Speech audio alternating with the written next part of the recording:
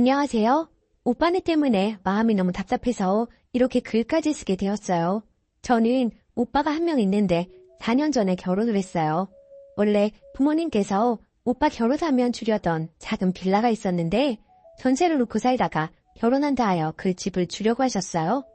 근데 새언니가 마음에 안 들어하는 눈치더라고요. 집이 작다, 리모델링 비용이 더 든다, 주변 환경이 안 좋다 등등 싫다 하여 원하는 교외에 아파트 전세로 들어가더군요. 아파트 전세값이 웬만한 집값 같아서 오빠 모은 돈에 부모님 노후 자금에 새언니가 모아놓은 돈 겨우 합쳐서 집하고 결혼했어요. 빌라는 딱히 팔기가 뭐해서 월세 주고 관리하고 있고요. 그로 인해 오빠는 출퇴근 시간만 왕복 3시간 가까이 걸려요. 출퇴근이 힘들겠지만 오빠가 저희한테 딱히 이야기는 하지 않네요. 그러다 아이가 생겨났고 새 식구 잘 사는 듯 보이더라고요. 우리 집 식구들은 워낙 개인적으로 바빠서 일 있을 때만 모여요. 명절이나 부모님 생신이나 그것도 다들 시간이 되어야지만요. 엄마 아프셔서 입원했을 때 못 찾아와도 그러려니 했어요. 애 때문이려니 생각했고 생신 때 연락 없다가 한참 있다 안부 전화 와도 바쁘니 그러려니 오빠 결혼 생활에 특별한 관심이나 간섭하지 않고 살았습니다. 그러다 슬슬 제 결혼 얘기가 나오고 남자친구나 저나 서로 모아둔 돈이 쥐꼬리고 월세를 해야 하나 대출을 껴야 하나 고민을 하던 차에 엄마가 넌지시 그 빌라 들어가서 살아라 하시더라고요. 솔직히 기대도 안 했던 터라 너무 감사했어요. 집이 해결되니 남자친구와 저는 한시름 났고 상견례 날짜 잡고 집만 올리면 되는 상황이에요. 남자친구네 집에서는 염치 없다며 리모델링이나 기타 큰 혼수들은 책임지신다며 저희 모은 돈은 그대로 적금 넣고 살라 하시더라고요. 그래서 명절에 오빠네 식구한테 얘기하고 저 시집 가면 부모님 시골 내려가서 사신다며 좋게 얘기 다 끝났는데 갑자기 청천벽력 같은 소리를 하네요. 안 그래도 이번에 말씀드리려고 했는데 지금 저희가 사는 전세가 만기가 다 되어가거든요. 근데 전세 비용을 너무 터무니없이 올려달라 하는 거예요. 그래서 그 돈이면 차라리 이사를 가는 게 낫겠다 싶어 알아봤더니 주변 지역이 다 올랐더라고요. 그래서 만기 날짜까지 저희가 집을 못 구하면 그 빌라에서 살 생각하고 있었어요. 저희 식구들 모두 황당했고 원래 오빠가 그런 염치 없는 사람이 아니었는데 당당하게 요구하는 오빠의 등 뒤로 새언니가 슬쩍 눈치 보는데 혈압이 오르더군요. 그러면서 하는 말이 더 가관이에요.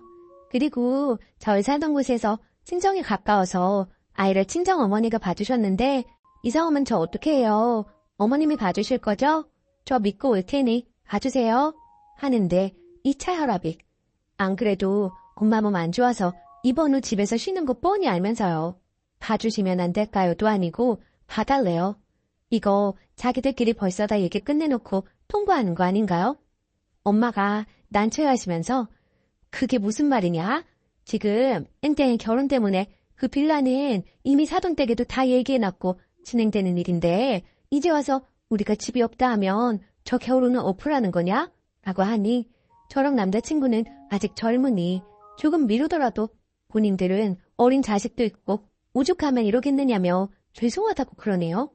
그러면서 또 하는 말이 만약 집 못 구하고 그 빌라도 안 된다 하면 돈이라도 좀 보태주실 순 없냐며 이미 오빠 집 구할 때 노후자금 깼고 이제 남은 건 두 분 시골 가셔서 집 구할 돈뿐인 거 뻔히 알면서 어떻게 저런 말이 나올까요?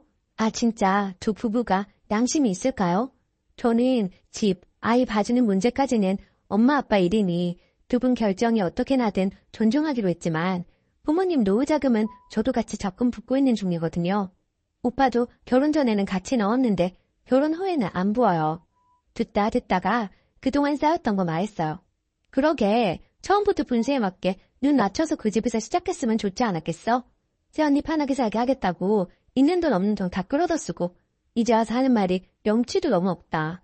새언니 그 집 반대했던 제일 큰 이유가 아이 낳고 키우기 힘들겠다였는데 이제 와서 아쉬운 거야? 명절에 아기 데리고 와서 협박하는 거냐? 엄마 아빠 노후에 시골 내려와서 사는 게 평생 소원인 거 모르는 거야? 다 아는 사람이면 그런 말 하면 안 되지. 이제 겨우 자식들 다 결혼시키고 소원 이루시려고 하는데 도와드리지는 못할 망정 그것도 뺏어가냐? 너희끼리 좋다고 해교여행이며 친정엄마랑 가족여행이며 좋은 거 다 하고 다닐 때 우리 집에서 너희한테 뭐 바라는 거 있디? 그저 손주사진 한 장 보내달라 할 때도 하루 이틀 걸려도 너희였잖아? 이제 와서 아쉬우니까 한다는 말들이 너무 양심 없다는 생각은 안 해봤어?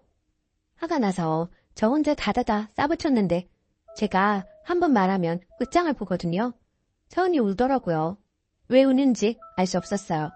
욕먹을 각오도 없이 저런 생각으로 빈손으로 추석을 시댁에 왔을까요? 중간에 엄마 아빠가 그만이라고 하셨긴 했지만 말리진 않으셨어요. 오빠가 됐으니까 그만하라고 소리치니까 저도 왠지 눈물 날 것 같아서 박차고 나왔고요.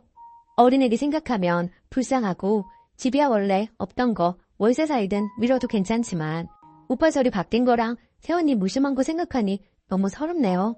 부모님은 명절 이후로 시골 가는 걸 접어야겠다 마음 먹으신 것 같은데 마음이 너무 아파요. 도대체 어떻게 해야 할까요? 홍기. 결국 빌라는 원래 계획대로 제가 살기로 했어요. 엄마가 한 번 뱉은 말 번복하면 제 결혼 생활에 문제될 것 같다고 하시며 내리신 결정이고요.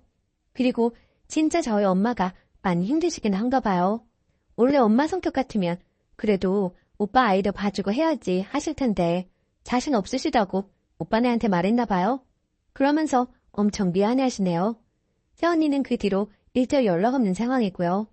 본인 마음 상한 거 표현하는 것 같은데 엄마 상처받으실까봐 제가 그러려니 하라고 했어요. 그리고 다행히 전세 재계약 해준다고 해서 일단 연장할 것 같고요. 시간 벌었으니 본인들의 해결책 강구해야겠죠 뭐. 아마 저 성격에 이제부터 발길 안 할 수도 있을 것 같아요. 제 결혼식 때도 뚱하게 있을 것 같은데 차라리 안 왔으면 좋겠네요. 아무튼 조언 모두 큰 도움 되었습니다. 감사합니다. 댓글. 님 여기서 앞으로 인생에서도 절대 사수해야 할 타이밍인 거 알죠? 혜언니가 죄송하던 말던 님 그 집 넘어가면 님 결혼도 추치는 거고 여기서 모든 게 꼬이는 겁니다. 집 해결한 상태에서 혼담이 진행 중이었는데 집 엎어지면 님 시댁에서 안 먹어도 될 눈칫밥 먹게 되는 건 말할 것도 없고 님네 어머니까지 등골 빼먹으려고 작정을 했는데 그 최후 방어책이 그 빌라예요. 님이 비명을 지르고 자빠지든 해서라도 사수해야 하는 빌라입니다. 댓글 2. 와 정말 오빠 언니 심뽑아. 부모님 노후자금까지 털어 아파트 들어가 놓고 이제 와서 동생한테 빼앗길까봐 머리 쓰는 거 봐요. 못돼 처먹었다 진짜. 부모님께서 딱 잘라야 할 듯 합니다. 두 번째 사연. 제 앞에서 남친 선짜리 이야기하는 예비시모. 정상인가요? 안녕하세요. 30대 중반 여자입니다. 지난 7월 남자친구와 만났고 8월부터 결혼 생각으로 동거를 시작했어요.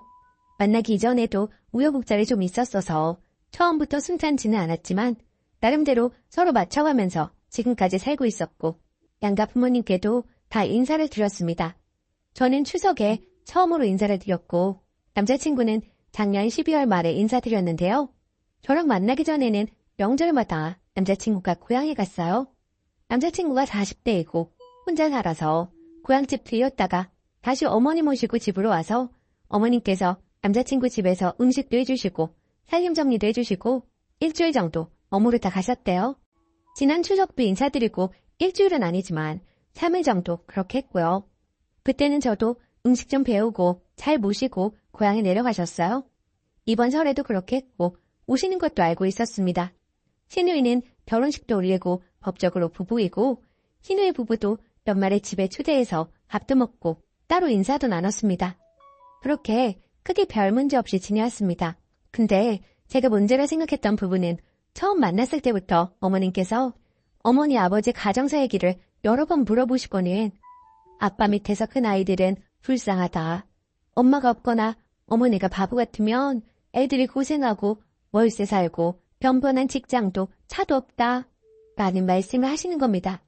참고로 저 남자친구와 만나기 전 월세 살았습니다.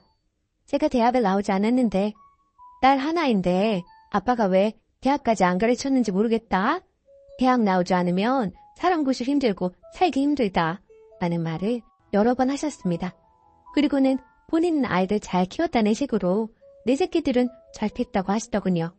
또 저는 차는 없고 직장은 다니고 있습니다.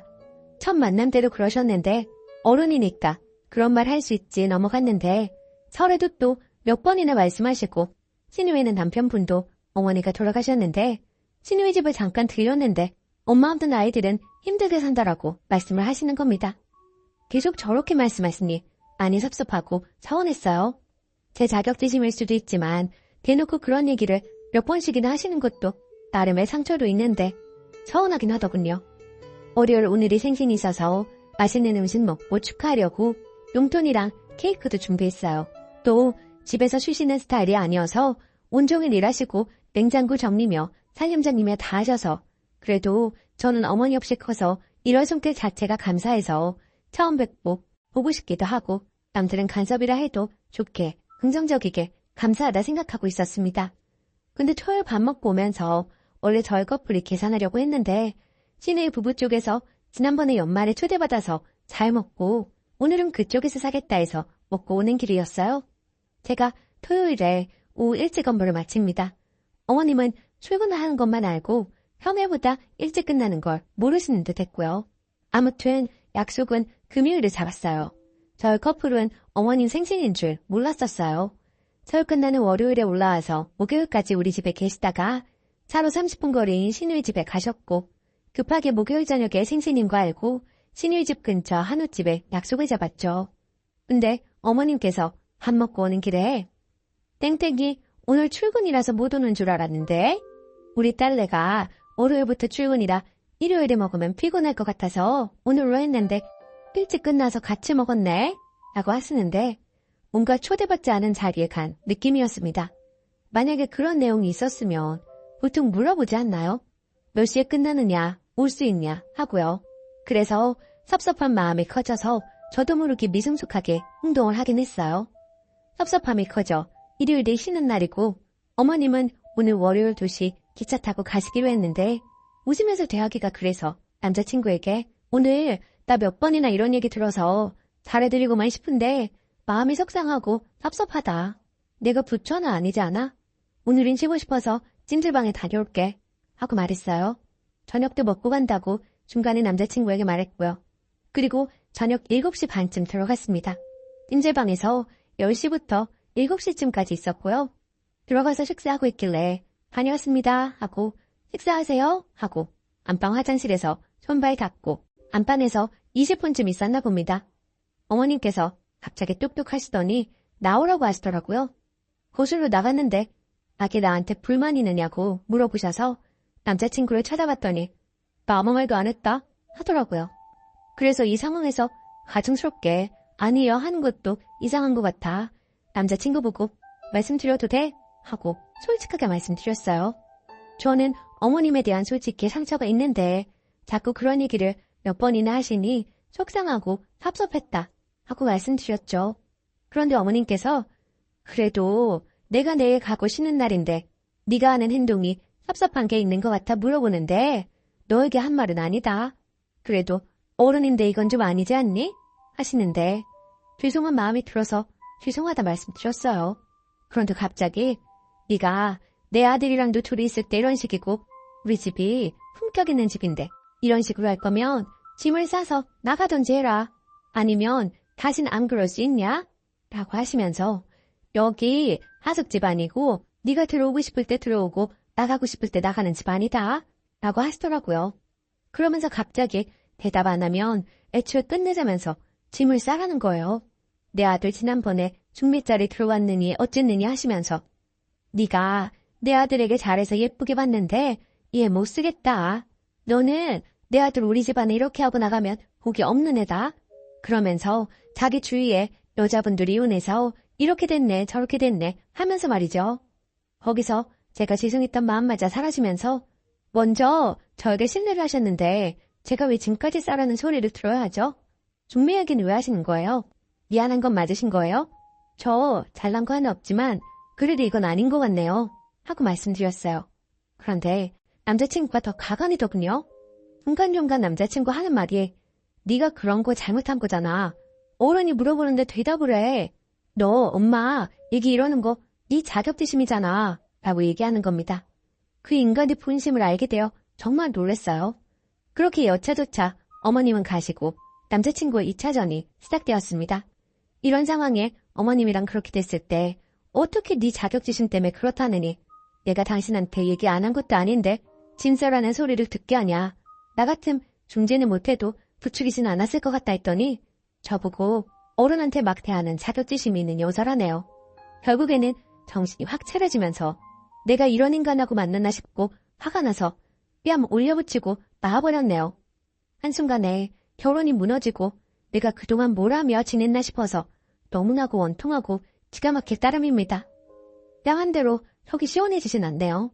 제가 비록 부족한 사람일지라도 이런 인간에게 제 인생을 갖다 바칠 정도의 사람은 아니라고 생각해요. 분하고 기막힌 마음에 이렇게 도서없이 글을 적어봅니다. 차라리 결혼 전 알게 된 것이 다행이라고 그렇게 생각해도 되는 거겠죠. 댓글. 결혼 전에 미친 시어머니 남자 본색 봤으니 이렇게라도 정리할 수 있으면 감사하세요. 열심히 키워준 아빠 무시당하고 님 집안 깎아내렸는데도 참고 있었어요? 결코 그렇게 참고 있는 것이 어른에 대한 공경이 아닙니다. 양부모 살아계신다고 품격 있는 집안 같은 소리 한다. 정말 무상식한 사람이네요. 남의 학장 함부로 말하면서 상대만 깎아내리는 게 나이 먹고 생각 있는 사람이 할 소린가? 그것도 몇 번씩이나. 마지막까지 중매자리 어쩌고 말하는 것조차 정말 인간 말종이네요. 그냥 빨리 나오세요.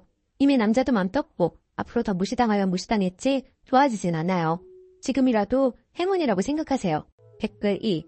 시어머니 자리 무례한 건 맞지만 처음부터 너 우리 집 며느리감 아니야 싫어 라고 돌려서도 아닌 거의 대놓고 얘기하고 있고 그걸 근처에서 듣는 남자친구도 아무 말 안 하는 걸로 봐서는 이미 동반자로 남아있든 아니든 상관도 안 할 사람 같네요.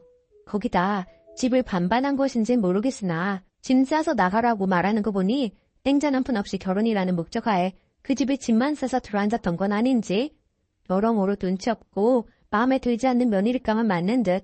하지만 시어머니도 개념 밥 말아먹은 사람 같으니 이미 틀어질 대로 틀어진 거 그냥 지금 끝내세요. 그런 인간 특징은 나중에 꼭 매달린다는 건데 절대로 다시 만나지 마시고요. 그래도 뺨 한 대 때렸다니 속이 시원하네. 오늘의 사연은 여기까지입니다. 참 부족하기에 전 잘못한 거 없다는 처지예요. 하도 저에게 너무했다고 말을 하길래 댓글 보고 사과하든 사과받든 하려고 합니다. 소소하게 신우이는 저에게 막말을 참 많이 했어요. 그 옷 어디서 샀어요? 언니는 참 검소한 것 같아요, 사람이. 브랜드보다는 보시옷을 많이 입잖아요. 하면서 돌려가기는 기본이고 살 좀 빼라는 둥, 좀 꾸미고 다니라는 둥, 뒤에는 꼭 농담이라는 말을 붙여가면서 사람을 더 기분 나쁘게 했어요. 그런 일들이 비일비재했고 사건의 주축이 된 일은 제가 아기를 낳고 난 뒤였어요. 첫 아들이 태어났을 때 속눈썹이 너무 길더라고요. 유난히 긴 속눈썹에 참 신기하고 귀엽다고 생각했죠. 우리 부부를 닮아 쌍꺼풀이 없지만 속눈썹이 길다 보니 눈이 너무 예쁘다는 말을 참 많이 들었습니다. 그런데 속눈썹 가지고도 신우한테 독설을 들을 줄은 몰랐어요. 그때 20대 초반 미혼이었던 신우가 하는 말이 언니, 양수가 더러우면 눈썹이 길다고 하던데 좀 관리하지 그랬어요. 얼마나 깔깔 웃으며 이야기하는지 콱 지워받고 싶었지만 철없는 신우라 예? 그게 무슨 말도 안 되는 소리예요. 어디서 이상한 소리만 듣고 다니나 봐요. 하고 무시했습니다. 그리고 몇 년 후 둘째 아들도 속눈썹이 길었어요. 주위 사람들이 아들들이 눈이 너무 예뻐서 부럽다, 좋겠다 해주시는데 예쁘게 봐주시니 얼마나 감사한지. 두 아들 다 저희를 빼다박은 모습이 왠지 뭉클하고 기분 좋았죠. 그런데 이 격떨어지는 20대 중반이 된 신우가 또 입을 놀리더라고요. 언니, 관리 좀 하라니까요. 양수가 더러우니 속눈썹이 저렇게 길잖아요. 하더라고요. 그래서 대답했죠. 그러게요. 근데 나 어머님께서 해주시는 반찬이랑 아버님이 사주신 과일로 대부분 먹었는데 뭐가 그렇게 더러웠을까요? 라고요. 그랬더니 아유, 농담이지 뭘 그렇게 대답해요. 엄마 아빠 들으면 서운하시게 하더라고요. 제가 입도 또 심하고 몸이 안 좋아서 시부모님이 자주 오셔서 먹을거리 챙겨주셨어요. 임신 전에도 첫째 손주 보러 자주 오시는 어머님이 항상 반찬이나 반찬 재료를 갖고 오셨고요. 한 번씩 시댁 모임 가면 시부모님이나 남편은 가만히 있는데 신우 이것이 저를 한 번씩 뒤틀어요. 저보고 이것저것 시키고 일 부리려고 하는데 그렇다고 당하고만 있는 저는 아니거든요. 한 번은 저보고 엄마가 요리 다 하고 힘들었으니 언니가 설거지하게 엄마는 가만히 있으라고 하길래 네, 어머님이 맛있는 거 해주셨는데 당연히 설거지 해야죠. 근데 아가씨도 아무것도 안 했죠? 같이 해요. 제가 해물 테니까 거품 내주세요. 어머님 음식 맛있게 얻어먹었는데 아가씨도 일해야죠. 하면서 같이 일하게끔 했어요.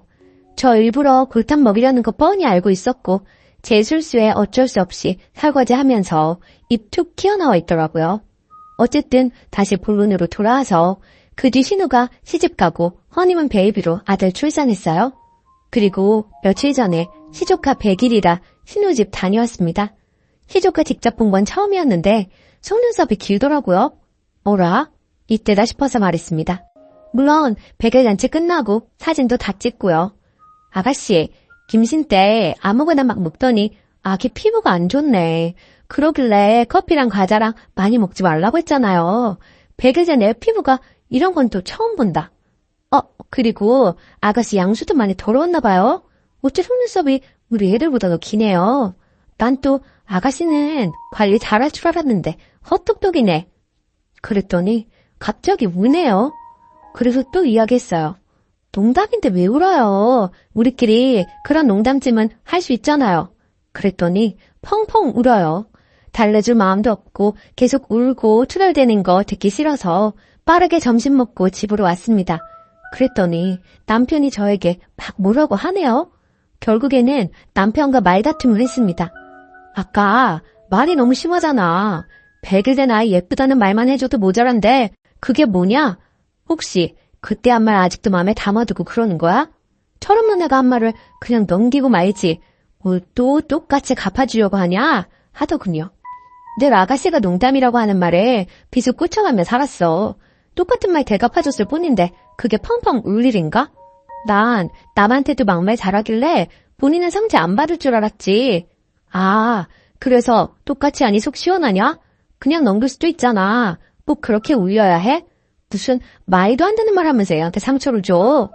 양수 더러우면 속눈썹 길다는 거 네 동생한테 배운 거야. 잊고 있다가 조카분이 생각나서 한 말이야. 농담인데 왜 우냐? 네 동생은 그런 농담 해도 되고 나는 왜 안 되는데? 그랬더니 그 뒤로는 할 말이 없는지 한숨만 푹푹 쉬고 결국 지금은 냉전입니다. 이거 제가 속이 좁은 건가요? 저는 할만하니까 했다고 생각하거든요. 후기. 남편에게 댓글들 다 보여줬어요. 처음에는 댓글들이 칼날이 되어 자기 마음에 박히는지 더 화를 내더니 하루 지나서는 자기가 대신 사과한다고 미안하다네요. 자기는 자기 동생이라 워낙 툭툭 내뱉는 말에 익숙해져서 상처라고 생각을 못했는데 대신 사과한다면서요. 그래서 신우가 그동안 했던 험한 말들 사과하기 전까지는 저는 신우 만날 생각이 없다고 본인도 자기가 한 말인 걸 잘 알 텐데 내 사과 기다리지 말고 스스로 사과한다면 그나마 가족의 정으로 용서해주겠다고.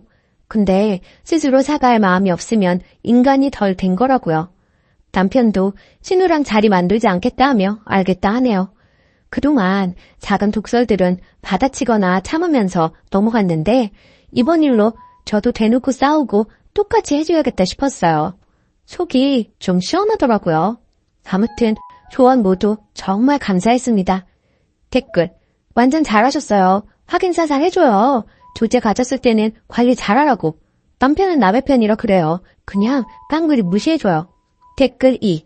그 신우 정말 어이없네. 고작 한 번 듣고 울어요. 님은 2번씩이나 똑같은 말을 들었는데 남편분은 어디 머리가 고장나셨나? 본인이 남편으로서 저런 말 둘째 때는 하지 못하도록 제 동생 관리를 했어야지. 더러운 건 양수가 아니라 신우 주둥이구만.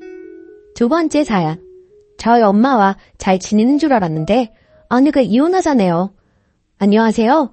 너무 답답한 마음에 글을 올립니다. 아내에게도 보여줄 생각으로 솔직하게 쓰겠습니다. 결혼해서 이제 돌된 아기를 키우고 있습니다. 아내와 결혼할 때 양가에서 반반 지원받았고 아내는 모아둔 돈이 5천만 원 가량 있었고 저는 모아둔 돈이 없는 상태였습니다. 이 부분에 대해 늘 아내에게 미안하게 생각합니다. 결혼하고 맞벌이로 생활하다가 아내가 임신하며 일을 관두고 결혼하고 경기도로 거처를 옮기는 바람에 주변에 아무도 없고 양가 도움밖에 먼 거리라 아내 혼자 육아중입니다. 아내는 결혼하고 친구를 만난 적도 손에 꼽고 아기 태어나고는 외출을 아예 안 합니다. 제가 주말에 나가서 친구들과 시간 보내라 해도 주말엔 가족과 시간 보내고 싶다며 나가질 않습니다. 본인을 위한 건 아무것도 사질 않고 항상 제 것과 아기 것만 사길래 옷 좀 사자고 밖에 데리고 나가도 눈요기만 하고 돌아옵니다. 출산 선물로 명품 가방 사준다 골라보라 해도 그런 건 나중에 여유 있을 때 사도 늦지 않다고 이야기합니다. 결혼 전 화려하고 꾸미는 거 좋아하고 친구도 정말 많은 사람이었는데 결혼 출산으로 모든 것이 바뀌었는데도 힘든 내색 없이 매일 행복하다는 사람이기에 저도 너무 행복했고 문제가 없을 줄 알았습니다. 이런 아내가 아주 고마워 정말 잘했고 잘하려고 노력했습니다. 출산했을 때 비싼 곳은 싫다는 아내에게 제발 이번만 내 말 따라달라며 비싼 산후조리원을 잡았고 아기 태어나고는 친구 만난 적 한 번도 없습니다. 아내도 그런 제게 늘 고맙다고 했습니다. 그런데 이번 주 월요일 퇴근하고 돌아왔는데 분위기가 심상치 않았고 아내가 할 이야기가 있다고 하더니 이혼을 하고 싶다고 하더군요. 저는 갑자기 그게 무슨 소리냐 물었고 아내는 전날 일요일 제 가족과 식사했던 상황을 이야기하며 더 못 참겠다고 얘기했습니다. 결혼하고 아내는 저의 부모님의 막말로 힘들어했습니다. 저는 평생을 그런 집에서 자라왔기에 크게 신경 쓰지 못했던 게 있습니다. 몇 번 나설까도 생각했지만 제가 나섰다가 괜히 분위기가 더 안 좋아질까봐 그냥 넘겼던 적이 몇 번 있었습니다. 저는 결혼 전부터 가족과 그리 가깝지도 않았고 원래부터 서로 막말하고 어투가 다정하지 못합니다. 대화도 전화도 하고 살았던 적이 없습니다. 그런데 결혼하고 아내가 자꾸 집에 전화하라고 하고 제가 안 하면 아내가 전화하고 명절 생신 때 식사 약속도 잡길래 아내가 우리 집 문화를 멋지게 넘기는구나 했었습니다. 처음 아내가 힘들다고 얘기했던 게 아내가 만삭 때 가족 식사를 한 날이었습니다. 그날도 저희 부모님께서 아내에게 좀 모욕적인 말을 하셨고 저는 분위기가 안 좋아질까봐 그냥 가만히 있었던 것 같습니다. 아내가 그날 여태는 그냥 넘겼지만 아기 앞에서는 이런 모습 보이고 싶지 않다며 날 야라고 부르시는 것과 명령체를 쓰시며 비하하는 말, 모욕적인 말을 하시는 걸 못하게 막아달라고 했습니다. 솔직히 여태 그냥 넘겨놓고 이러는 게 저는 이해가 안 가기도 했습니다. 그리고 솔직한 말로 진짜 저는 부모님을 안 보고 살아도 상관없어서 그냥 우리 부모님 보지 말고 살자고 했고 아내는 그런 걸 원하는 게 아니라며 그냥 잔인 장모님이 저를 대하는 것 정도만 원한다고 이건 네가 바로 잡아줘야 한다고 했습니다. 그날 이후로 몇 번의 가족 식사가 있었고 부모님께서 거스르는 말씀은 몇 번 하셨지만 심하지 않아 그냥 넘어갔던 걸로 기억합니다. 아내도 별말 없길래 괜찮은 줄 알았는데 갑자기 이혼하자 하니 전 너무 벙찝니다. 여태 저희 부모님들께서 하셨던 행동들과 말들을 날짜별로 모두 정리해서 적어둔 걸 보여주며 여태 본인은 이만큼 참았고 아기를 위해서도 더 그만 참고 싶다고 합니다. 일요일 가족 식사 때 아버지께서 담배를 피우고 아기를 만지고 뽀뽀하셨다는 걸 아내가 나중에 알게 됐고 아내가 아버님 담배 피우고 아기를 만지고 뽀뽀하신 거야? 물었을 때 제가 응, 손 씻고 내가 봤어 라고 했을 때 아무 말 없길래 그냥 넘어가는 줄 알았습니다. 그런데 자기는 그날 마음이 식었다고 합니다. 제가 아무리 울고불고 매달려도 제가 울면 안아주고 같이 울던 사람이 표정 하나 없이 당장 이혼이 힘들면 별거하며 생각할 시간을 갖자고 합니다. 솔직히 전 부모님이랑 영 끊어도 상관없습니다. 결혼 전에 저는 정말 불행했어요. 결혼하고 이제야 행복해졌는데 제가 왜 우리 부모님 때문에 이런 일을 겪어야 하는지 정말 너무 아내를 붙잡고 싶습니다. 제발 아내를 잡는 방법을 알려주세요. 후기. 여러분들의 조언을 통해 그동안 제가 얼마나 잘못했는지 궁극적인 문제는 저에게 있다는 것을 절실히 깨달았습니다. 아내는 단호한 성격으로 한번 마음먹으면 잘 변하지 않기에 결국 저희는 별거를 했었습니다. 2개월가량 하게 되었고 그동안 아내에게 매일같이 편지 쓰고 마음을 돌리려고 노력했어요. 그리고 아내에게 앞으로는 절대로 이런 일이 없을 것, 이혼을 제외한 모든 걸 아내가 원하는 대로 할 테니 한 번의 기회를 더 달라고 했습니다. 그래서 결국엔 다시 합치게 되었고 시댁과 만남 횟수와 시간을 줄여서 최소한 교류를 하기로 했고 혹시나 또 부모님이 잘못된 언행을 하시면 적극적으로 제가 해결하기로 했습니다. 정말 이혼을 했으면 어쩔 뻔했나 너무 아찔하고 무서웠네요. 한 번의 기회를 더 얻었으니 이제부터는 더 아내의 말에 귀 기울이겠습니다. 정말 감사합니다. 댓글. 부모 앞에서 아무 말도 못할 수는 있는데 그게 반복되는 순간 아내를 어떻게든 부모와 떼어놓았어야 해요. 직접적으로 개입해서 아내를 도와줬어야죠. 그런 모습도 안 보이는데 어떻게 평생을 같이 살 수가 있나요? 댓글 2. 너희 부모가 문제가 큰 게 아니라 이 험한 세상에서 겨우 자기 부모도 못 막아주는 네 놈을 믿고 살 수가 없다는 거예요. 글만 봤는데도 님이 얼마나 찐따 같은지 잘 느껴지는데 님이랑 살 부비고 사는 마누라는 어땠겠어요? 오만정 털릴만 하지. 이 와중에 부모 탓만 하고 있는 거 보니까 평상시에 다른 일에도 어떤 태도일지 뻔하네요. 한 번 더 기회가 있으니 잘하세요. 일단 지금은 그냥 시부모님이랑 아예 안 만나게 하는 게 낫겠어요? 오늘의 사연은 여기까지입니다. 안녕하세요. 다름이 아니라 오늘 좀 황당한 일이 있어서 이렇게 글을 쓰게 되었어요. 글쎄, 시누이가 어머니한테서 돈을 빌려간 걸 오늘 알게 되었어요. 한 10년째 어머니 생활비 제가 20만 원씩 드리고 있어요. 어머니는 월세 좀 받아서 생활하고 계십니다. 전 시누이가 용돈 15만 원씩 준 지 한 8년 정도 되는 걸로 알았는데 시어머니의 쌈짓돈이 제법 많으셨네요. 시누이가 어머니 돈 죄다 융통해서 쓰고 있는 줄 그간 몰랐었어요. 시어머니랑 대화 중에 제가 저희 아파트 중도금 때문에 힘들다고 했더니 빌려주시겠다고 하시더라고요. 솔직히 좀 놀랐어요. 그리고 어떻게 저희 중도금은 저희 능력으로 해결할 수 있기 때문에 거절은 했는데요. 시누이가 어머니 돈 야금야금 가져가고 있었으면서 시침이 딱 되고 언제나 길에 등등했던 걸 생각하니까 너무 얄밉네요.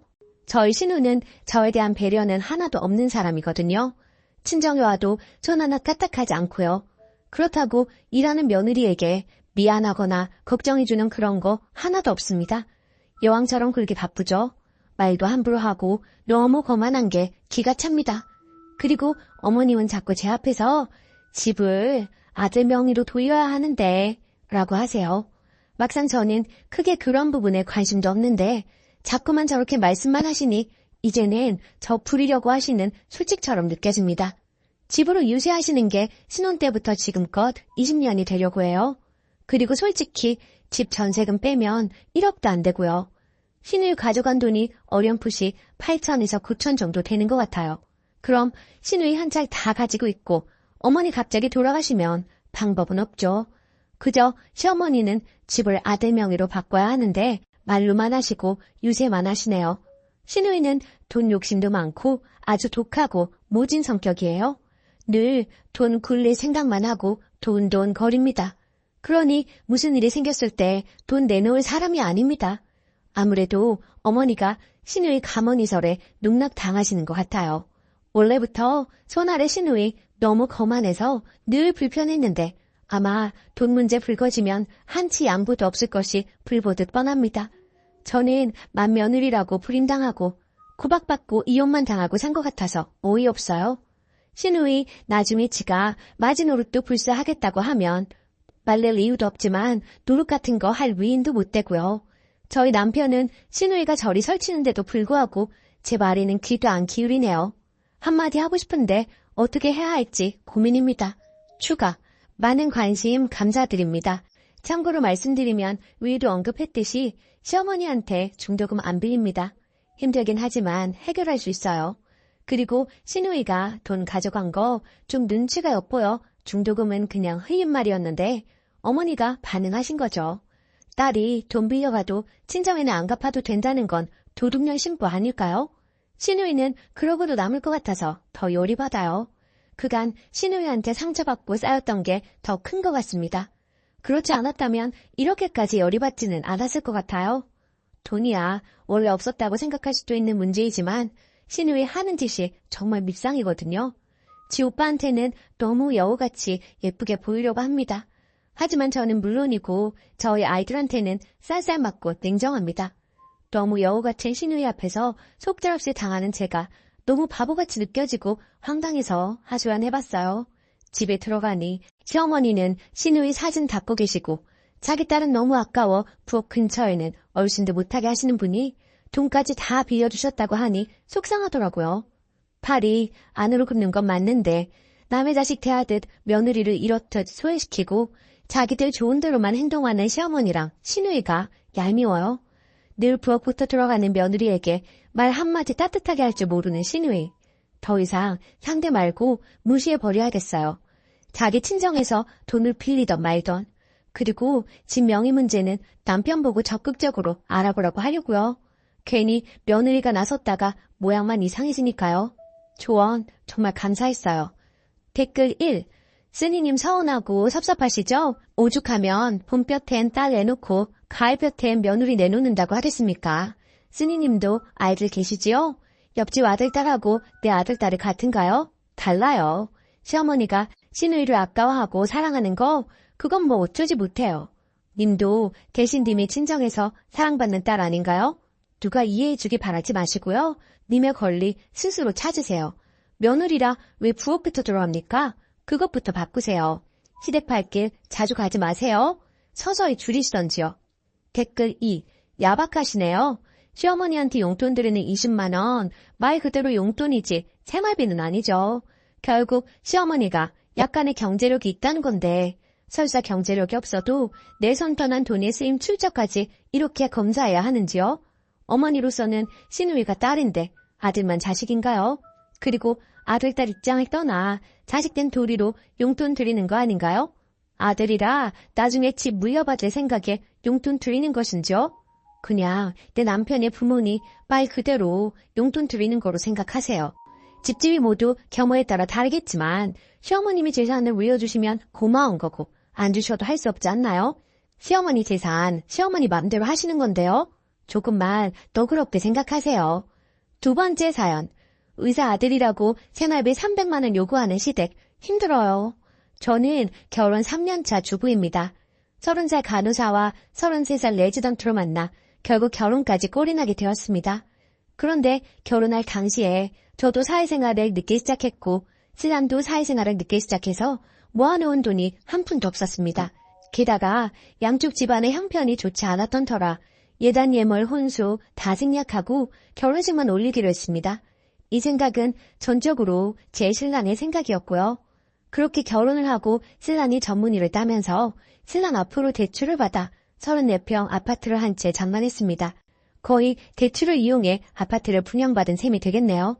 그리고 남편의 연봉이 8,500인데 전문직이라 세금이 꽤 많이 떼이는 편입니다.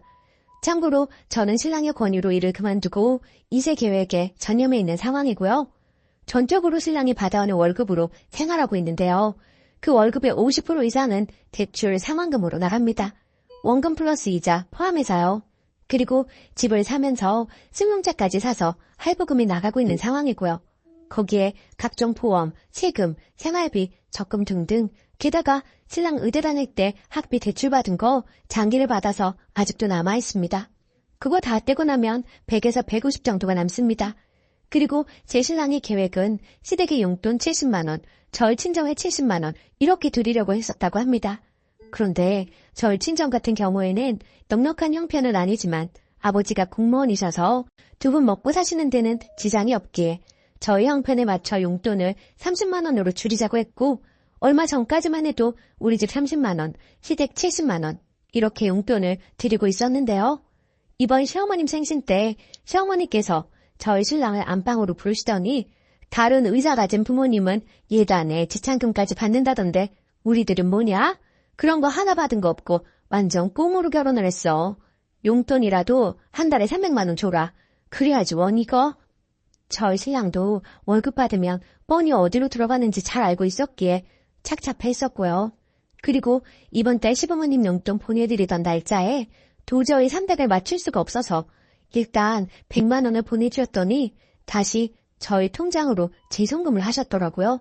그걸 알게 된 신랑. 화가 났는지 바로 시댁으로 전화를 하더라고요. 유목조목 설명시켜 드리더라고요.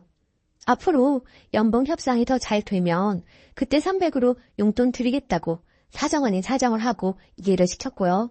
그런데 그 후부터 시부모님들의 태도가 180도 달라지셨습니다. 한날은 시댁에 가서 TV를 보고 있었어요. 참고로 시댁과 우리 집의 거리는 승용차로 2시간 30분이 걸립니다.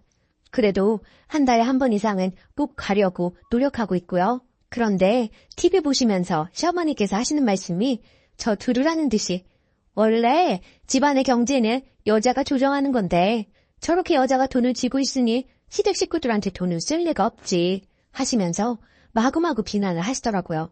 그리고 동서가 고구마를 구워왔는데 저한테는 먹어보라는 말 한마디를 안 하시더라고요. 너무 섭섭해서 눈물이 나올 지경이었습니다. 그렇게 섭섭한 마음으로 뒤로 한 채 혼자 운전을 하고 집에 가는 차 안에서 눈물이 주룩주룩 흐르더라고요.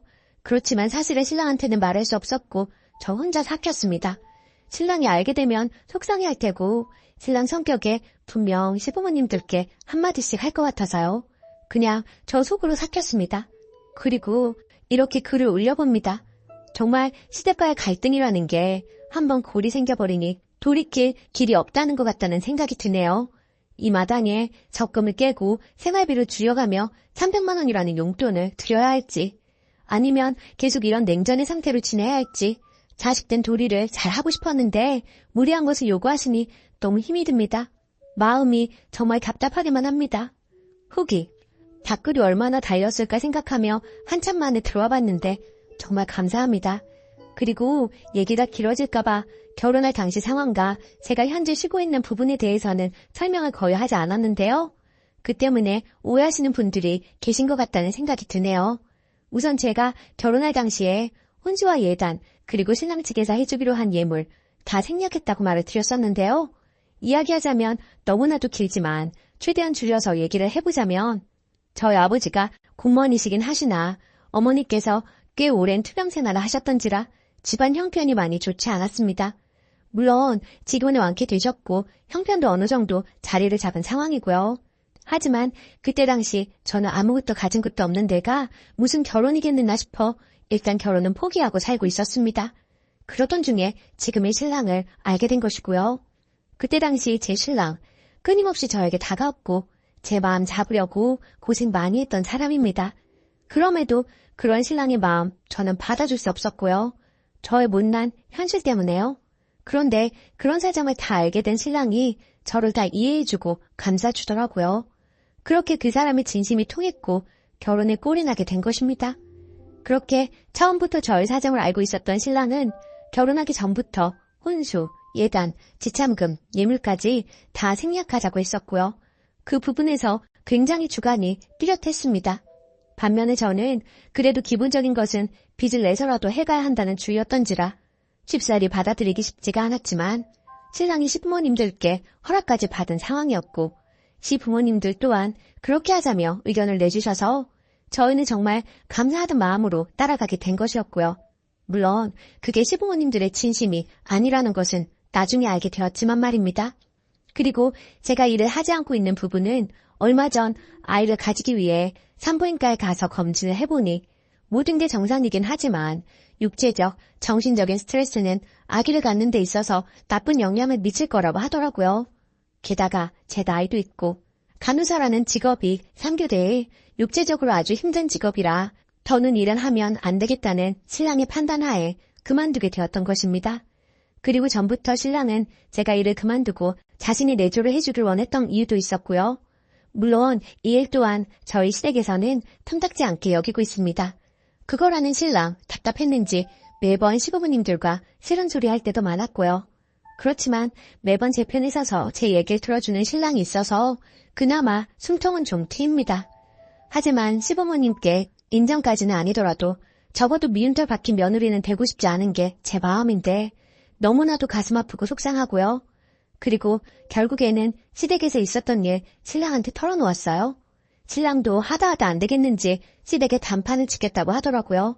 300은 사실 말도 안 되고 그렇다고 적금 깨고 하는 건 모두들 극구 반대하시기도 하고 적금 깨고 그 돈 다 쓰면 그 뒤에 계속 300을 드릴 수도 없는 현실이니까요.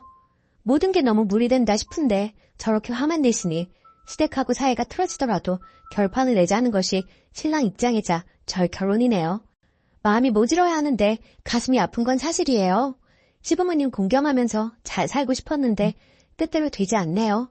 모든 조언 감사합니다. 답글 써주신 분들께 감사드립니다. 댓글. 남편분에게 말하는 게 좋을 것 같아요. 혼자 삭히면 그게 병이 됩니다. 저도 한 달에 생리 벌어오는 돈 160 가지고 생활을 하는데요. 이래저래 시댁에서 돈이 없네, 뭐가 필요하네, 이래서 들던 적금마저 깨서 해드리려고 하니까 이제 자연스레 그런 얘기를 하십니다. 한 번 했던 행동이 이제 버릇이 되어서 저희는 땅 파면 돈 나오는 기계인 줄만 아세요. 그러니까 절대 적금 같은 거 깨지 마세요. 저처럼 후회하시지 마시고요. 얼마 되지 않은 적금이었지만 깨고 나니까 적금 다시 넣기가 힘들어지더라고요. 님 글을 읽고 울컥했습니다. 약간 저와 비슷한 처지이신 것 같아서요. 님 힘내시고요. 남편분과 이야기를 해보세요.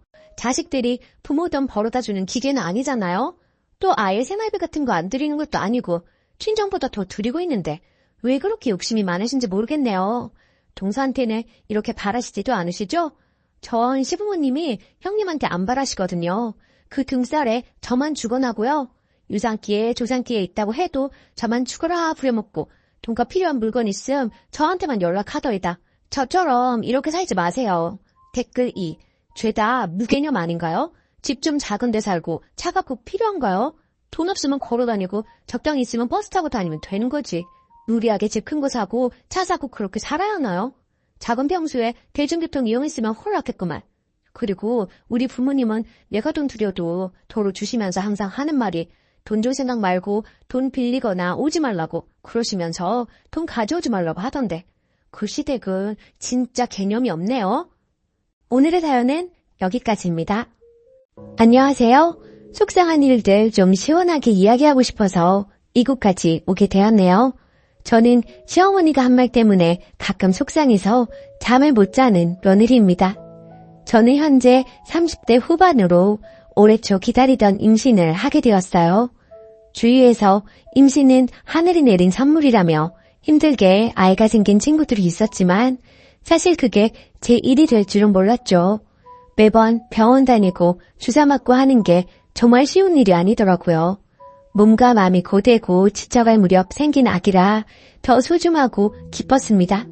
그런데 임신 26주부터 계속 피가 비쳐 병원에서 움직이지도 말고 집에만 있으라는 말을 듣게 되었고 정말 집 밖에는 나가지도 않고 누워있는 생활이 지속되었습니다. 결국 나중에 고위험 산모실에 2주 동안 입원해 자궁수축 억제제를 맞고 버텼으나 약물 부작용과 조기 진통으로 33주 되는 날 응급제왕으로 출산하게 되었어요. 뭐든 자연스러운 게 좋은 것인지 그래도 출산하는 것보다는 수술이 쉬울 거라고 생각했는데 공포 그 자체였어요. 수술 깨고 나서도 제가 계속 헛소리하면서 눈물만 흘렸다고 하더라고요. 하지만 제 건강보다 중요한 건 아기였습니다. 아기는 출산 직후 인큐베이터에 들어가게 되었고 많은 걱정 속에 약 한 달간 인큐에 있다가 태어나게 되었어요. 한편 시어머니는 올해 초 유방암 초기 판정을 받은 상태셨어요. 바로 선항암 수술을 받았으며 아기를 출산할 때쯤에는 방사선 치료를 받고 있는 중이었습니다. 그런데 문제는 출산 후 시어머니의 잦은 전화와 통화 내용으로 제가 엄청나게 스트레스를 받게 된 것입니다. 응급제왕한 다음 날 저에게 수고했다는 말도 없이 아기의 상황을 물어보시더니 아기가 엄마 목소리 갑자기 못 들어서 무서워할 것 같다. 매일 네가 가서 목소리라도 들려줘야 하는 거 아니니? 하시더라고요. 신생아 중환자실에서 아기 면회 안 된다는 거를 여러 번 설명해도 이해를 못했어요. 그리고 아기가 집에 오고 나서는 거의 2달간 2, 3일에 한 번씩 전화했는데 주로 가족 단톡방에 보낸 아기 사진을 보고 요즘 육아 방식에 맞지 않는 이상한 지적들을 계속해서 하셨어요. 정말 사진 보내기 싫을 정도로요. 이를테면 아기 사진 보내면 뜬금없이 아기 양말 신겨라, 발 시렵다, 애 감기 걸려. 또 애가 젖병을 들고 있으면 분유 먹이지 마라, 엄마 모유를 먹여야 건강한 거야. 안 그래도 일찍 나온 애 네가 관리를 잘해야 하는 거다 하시기도 하고 백태를 거지에 요구르트를 묻혀서 닦아봐라 등등 얘기하셨어요. 그런 말들을 아기를 키워본 선배로서 하실 수 있는 말이라고 100번 이해해도 그 뒤에 시어머니 본인의 하루 일상 이야기, 음식 잔소리 등을 최소 30분, 최대 1시간 통화로 얘기하시니 너무 지치더라고요. 저는 당시 아기가 신생아라 3시간에 한 번 수유하고 모유랑 분유 혼합 수유하던 시기라 진짜 3시간에 한 번씩 쪽잠 자서 너무 힘들었거든요. 진짜 울고 싶은 상황이 여러 번 있었는데 그래도 시어머니가 투병 중이라 마음을 상하게 하고 싶지 않았고 조산을 경험하지 못하고 신생아 육아에 대한 기억이 오래돼서 가물가물하신가 보다라고 생각하고 이해하기로 했어요. 조산 과정과 제 심정, 육아가 녹록지 않은 상황을 디테일하게 2-3번 설명하면서 이해시키려고 노력했습니다. 근데 어느 날 아기의 병원 정기검진 날에 전화가 와서 통화하는데 시어머니가 아니, 아기가 왜 이렇게 자주 병원에 가냐? 하시고 물으시더라고요. 그래서 제가 큰일이 있는 건 아니고요. 아기가 일찍 세상에 나와서 잘 성장하고 있는지 확인하는 건데 다행히 이슈 없이 크고 있으니 걱정하지 마세요. 라고 했더니 웃으면서 네가 아기 내보낸 건 아니고? 라고 얘기하시는 겁니다. 순간 잘못 들은 건가? 했는데 다시 웃으면서 아기는 엄마 뱃속이 좋아서 더 있고 싶었는데 네가 내보낸 거 아니니? 라고 얘기하셨어요. 그 뒤로 마음이 너무 상하고 슬프기도 하고 화나기도 하고 전화 끊고 나서 남편에게 이 이야기를 했고 남편도 너무 충격받고 미안해 하더군요. 그 뒤로 저는 정신건강을 위해 시어머니랑 거리를 둬야겠다고 생각하고 부재중 답 전화도 안 하고 가족 단톡방을 보지 않았습니다. 그랬더니 시어머니가 남편에게 제가 왜 그러냐고 물었고 화가 난 남편이 한 소리를 했더니 시어머니 말 아휴 걔가 그렇게 말하디? 나는 그냥 며느리한테 농담한 건데 걔가 좀 예민한 것 같다. 뭐 내가 악의적으로 그런 말을 했겠어? 농담으로 한 거지 하셨다네요. 시어머니의 뻔뻔한 반응에 남편이 더 화가 나서 엄마 며느리가 예민한 게 아니고 어머니가 농담으로 할 수 없는 얘기를 한 거예요. 안 그래도 우리가 아기 일찍 낳았을 때 얼마나 마음이 아팠는데 그리고 며느리는 몸도 마음도 얼마나 힘들었다고요. 그런 말 농담이라고 하시면 안 되죠. 하고 뭐라고 하면서 아내한테 함부로 하지 말라고 얘기했다네요. 그제야 시어머니가 알겠다고 반응하셨대요. 그렇게 상황이 마무리되었는데 저는 생활하다 불쑥 그 말들이 떠올라요. 시어머니의 비상식적인 말이 떠오를 때마다 그때마다 화가 나서 다시는 보고 싶지도 목소리도 듣고 싶지 않다는 생각이 드네요. 그래서 앞으로 올 설날에 너무 시가에 가기 싫은데 남편, 아기, 그리고 치료 중인 거 고려하고 꼭 참아야 되는 건지 혼자 답답하고 너무 스트레스 받는 중입니다. 어떻게 하는 게 현명할까요? 후기. 결국 이번 설에는 안 가기로 남편하고 합의했어요. 아이 때문에 움직이기도 어렵고 다 안 가기로 했고요. 지금은 시어머니랑 불편하고 어색하겠지만 점점 이렇게 멀어지는 분위기를 만들어야 나중에 서로 힘들지 않을 것 같네요. 단톡방도 나와버렸어요. 사진은 남편이 자기가 보낸다고 하더라고요. 그게 저희 사정에 맞는 것 같고요. 조언해주셔서 감사했습니다. 댓글. 안 내키면 설날에도 가지 마요. 엄마가 행복해야 아기도 행복합니다. 남편에게는 밤에 잘 때도 생각나고 너무 스트레스라고 하시고 상처받은 마음이 풀리려면 시간이 좀 필요할 것 같다고 하세요. 그래도 남편이 정상이라 천만다행입니다. 남편까지 승리 보고 예민하다고 몰아붙이면 이번 생은 힘들어서 어떻게 사나요? 댓글 2. 농담 아닙니다. 지 귀한 손자 달수 못 채우고 내놨다고 화풀이하는 거예요. 자기 딴에는 직접 화 안 냈으니 자기 정도면 좋은 사람이라고 생각하고 있을지도 모르겠네요. 연락하지 마시고 손주도 보여주실 필요 없습니다. 남 마음 아픈 줄 모르는 사람하고 깊게 연관되면 고달픕니다. 두 번째 사연. 친조카와 사촌조카는 당연히 다르다고 생각하는 제가 인정머리 없는 건가요? 안녕하세요. 29살 여자입니다. 제 상식과 벗어난 일을 겪어서 이곳이 결혼하시고 실제 조카, 자녀가 계신 분들이 많을 것 같아 조언 좀 구하고자 이렇게 글을 남깁니다. 제목 그대로 사촌 조카와 친조카는 당연히 다르지 않나요? 사촌 언니는 외동이고 사촌 조카는 올해 7살, 4살, 친언니의 딸은 올해 3살입니다. 사촌언니는 외동이고 저랑 10살 차이가 나고 제가 아기를 좋아하는 편이라 친언니 아기가 없었을 때는 사촌 조카 출산, 돌, 가끔 어린이날, 명절, 크리스마스, 생일 때 옷, 신발, 용품 등을 사줬습니다. 그 후로 친언니가 임신하고 제 친조카가 태어나다 보니 당연히 저도 제 친조카에게 모든 것들이 몰빵이 되었고 친조카가 태어나기 전보다 사촌조카에게 주는 선물 등의 빈도수가 자연스레 줄었습니다. 운 좋게 좋은 직장에 다녀서 또래보다 좋은 연봉 받고 복지 좋은 회사 다니고 있어 조카에게 사주는 선물이 개수도 가격도 조금은 높고 시간도 많이 보내고 있습니다. 자랑은 아니고 사전 설명차 말씀드리는 겁니다. 그리고 제가 일주일 전에 영국으로 출장을 다녀왔는데 버버리 유아 제품이 한국보다 저렴해서 내년에 입을 트렌치코트, 치마 등을 조카 크리스마스 선물 기념으로 사왔습니다. 어제 부모님, 언니 부부랑 저녁 먹기로 해서 본집에 갔더니 사촌언니 부부, 이모가 저녁 약속 전에 시간이 남아 오랜만에 들렀다고 집에 있었어요. 엄마나 언니도 제가 버버리나 다른 장난감 가져올지를 모르고 따로 연락을 안 해줬기에 제가 쇼핑백이랑 장난감을 양손에 들고 나타나니 뭐야? 라고 해서 친조카 선물이다 하고 출장 간 김에 샀다 하면서 작은 방에 넣어놨고 그 자리에서 보여주고 예쁘지? 뭐 이러면 좀 그렇고 재수없을 것 같아서 이모네 식구들 있을 때는 열어보지도 않았습니다.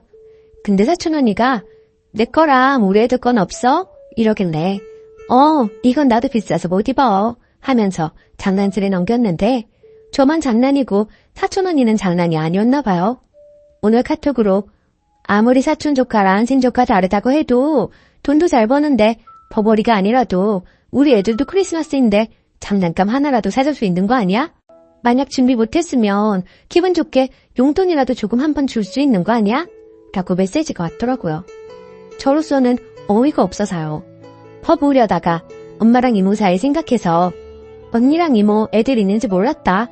그리고 버버리는 나도 영국 간 김에 산 거고 사실 그동안 내가 언니네 애들 사촌 조카 치고는 돌, 생일 등등 챙길 만큼 챙겼고 우리 언니도 뭘 해주면 고맙다고 하지 당연하게 바라지 않아.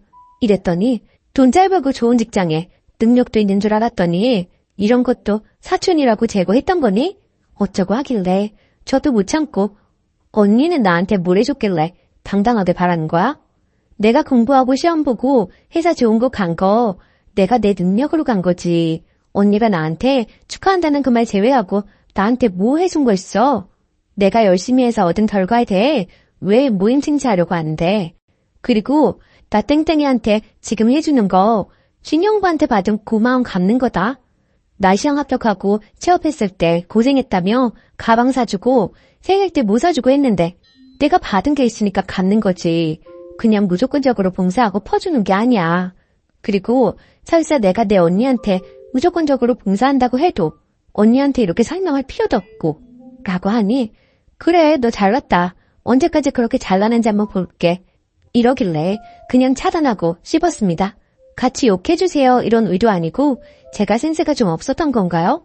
사촌언니 큰딸은 내년에 학교 가니 가방이라도 사줘야겠다고 생각하고 있었는데 얘한테 그러면 안 될 수도 있지만 그 생각도 싹 사라지고 정 떨어져서요. 추가. 어제 글 올리고 댓글 달아주신 거 오늘 아침에는 읽을 수 있는 개수였는데 지금은 아침보다 더 많은 댓글이 달렸네요. 먼저 소중한 의견 감사합니다.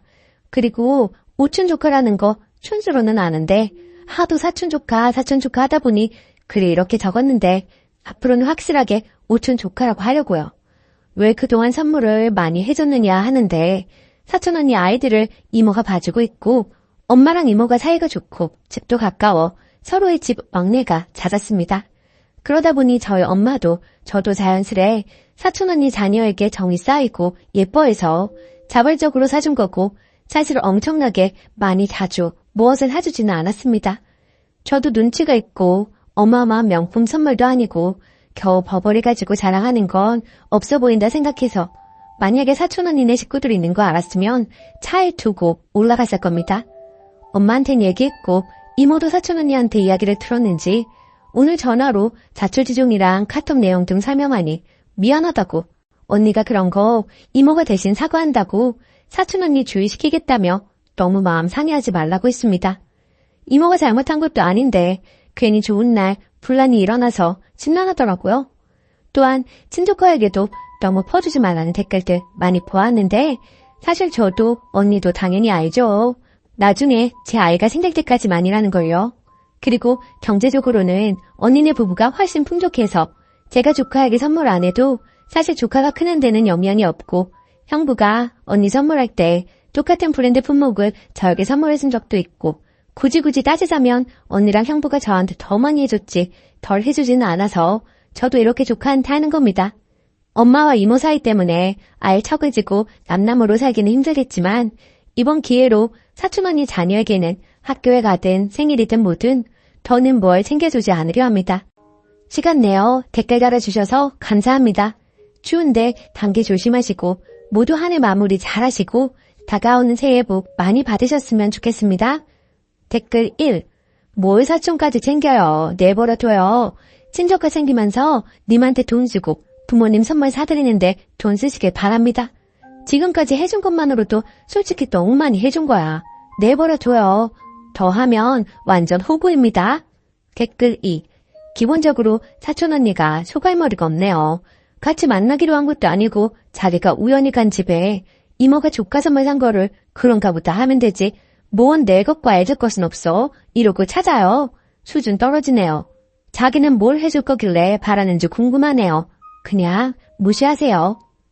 오늘의 사연은 여기까지입니다.